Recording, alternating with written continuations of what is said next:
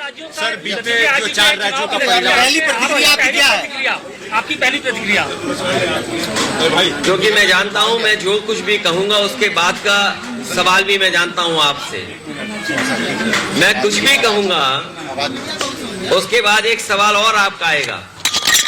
अभी कुछ दिन पहले वर्ल्ड कप इंडिया हार गया था। आप दूसरा ही सवाल ये पूछते हैं कि इंडिया का क्या होगा। हम लोग निराश नहीं हैं और राजनीति में, लोकतंत्र में इस तरह के परिणाम आते हैं।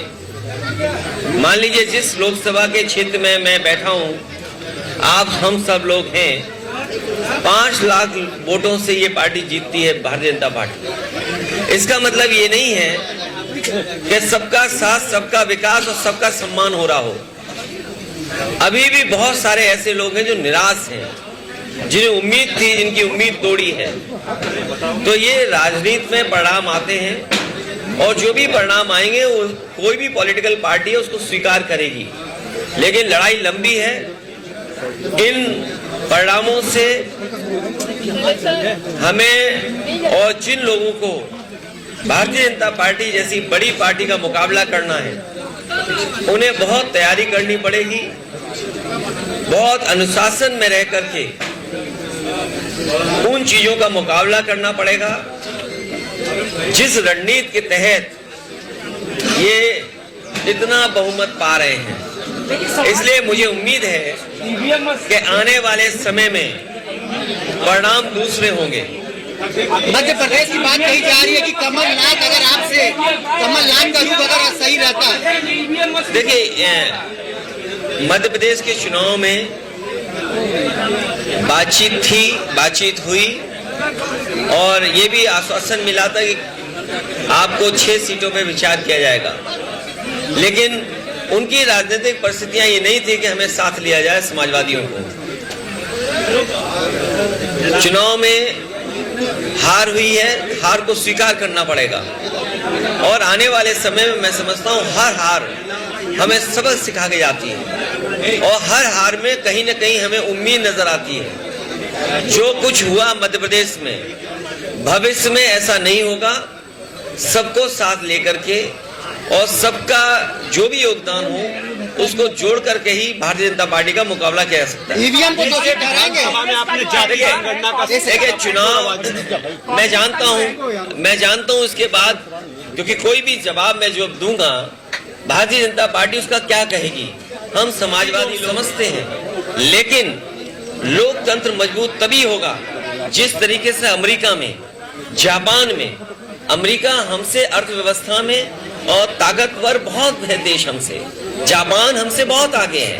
अगर वो देश इस तरह की व्यवस्था पर विश्वास नहीं रखते हैं तो इतने बड़े लोकतंत्र में वोट आपने डाला, आप 1 हफ्ते इंतजार कर रहे हैं परिणाम के लिए और आप 2 घंटे में परिणाम चाहते हो। इसलिए हमें और आपको भी अमेरिका से सीखना चाहिए। अगर 1 महीना वोट डलता है तो 1 महीना काउंटिंग भी होती है।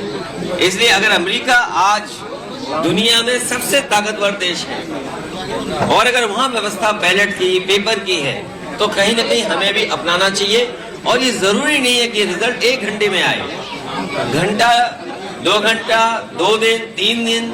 अगर अमेरिका जैसा देश 1 महीने इंतजार करता है, काउंटिंग कराता है, तो आपको किस बात की जल्दी है?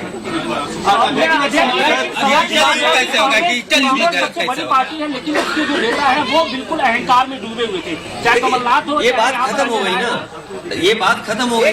आप परिणाम आ गया, अहंकार भी खत्म हो गया।